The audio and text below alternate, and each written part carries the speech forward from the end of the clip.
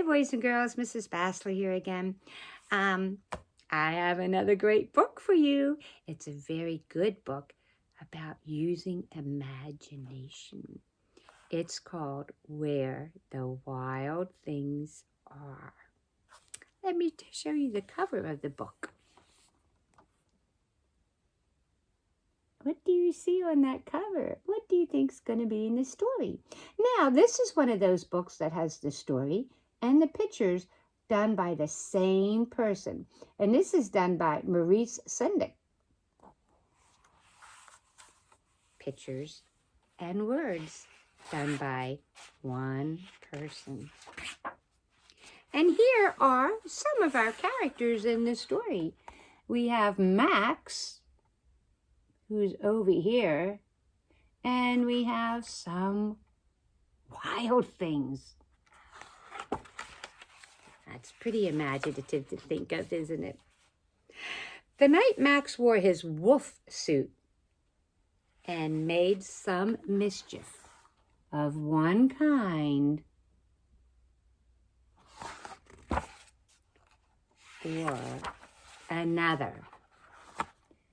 Does it look like he might be stirring up some wild things? His mother called him Wild Thing, and Max said, "I'll eat you up." So he was sent to bed without eating anything.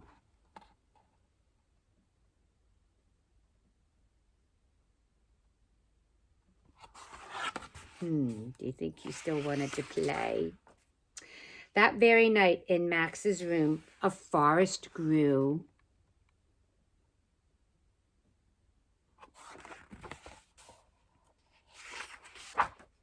And grew.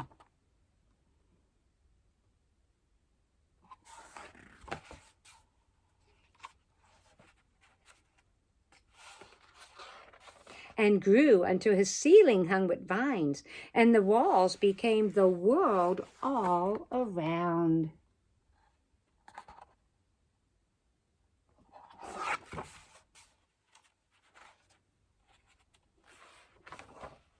And an ocean tumbled by with a private boat for Max, and he sailed off through night and day.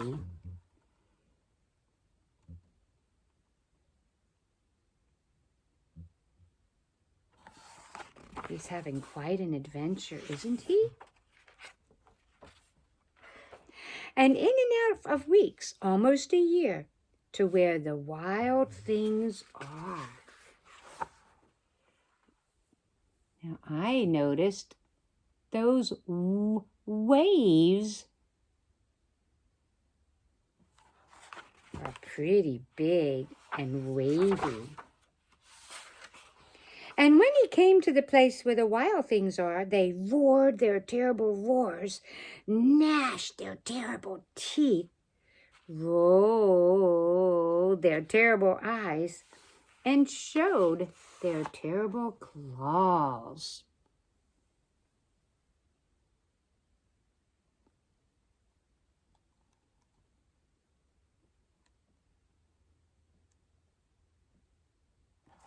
I do see their fingernails, and I see their toenails. They're pretty long. So Max said, "Be still," and tamed them with one magic trick of staring into all their yellow eyes without blinking once. And they were frightened and called him the most wild thing of all.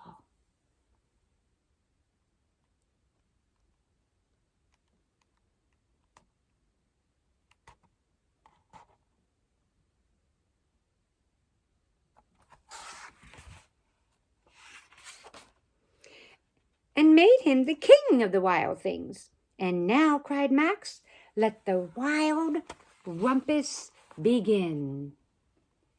He even made him a crown.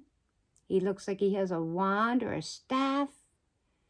And now, he said, let the Wild Rumpus begin. I wonder what that word rumpus means. Do you think they could do anything they want? Jump up and down? Have some fun and roar?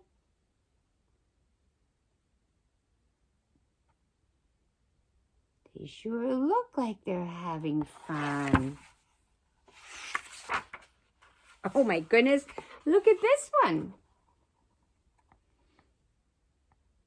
They look like they're all swinging branch to branch. They are doing a lot of things. Oh my goodness, look at this one. They look like they're marching and have a parade.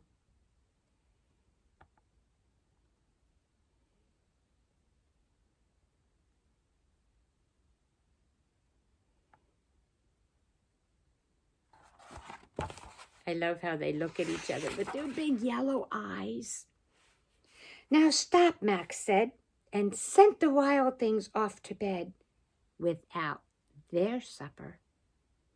And Max, the king of all wild things, was lonely and wanted to be where someone loved him best of all.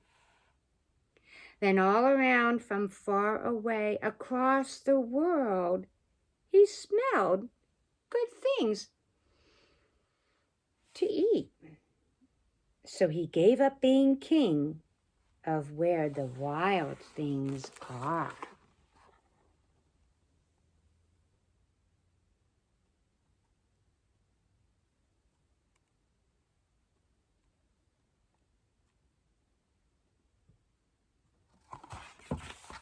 Where do you think he was missing?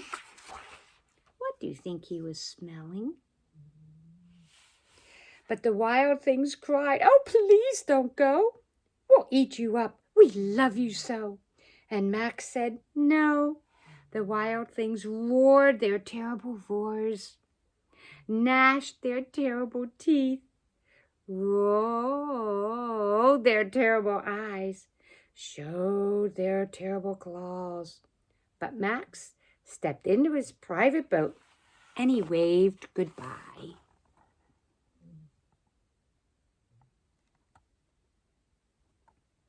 "Please don't go. We love you so."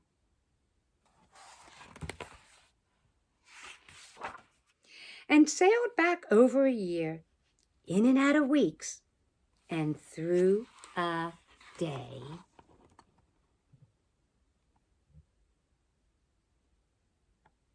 I see those waves are still out. There's the moon.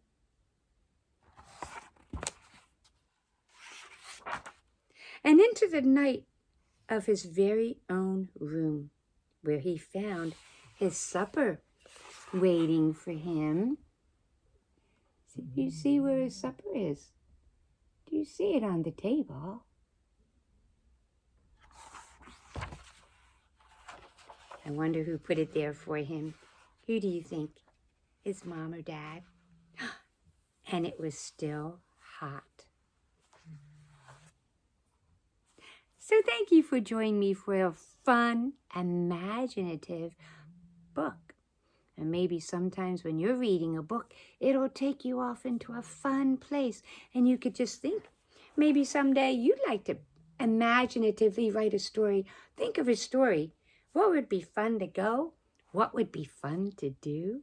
But until we get together again and we see you in Zoom class, have fun. And thanks for reading Where the Wild Things Are with me.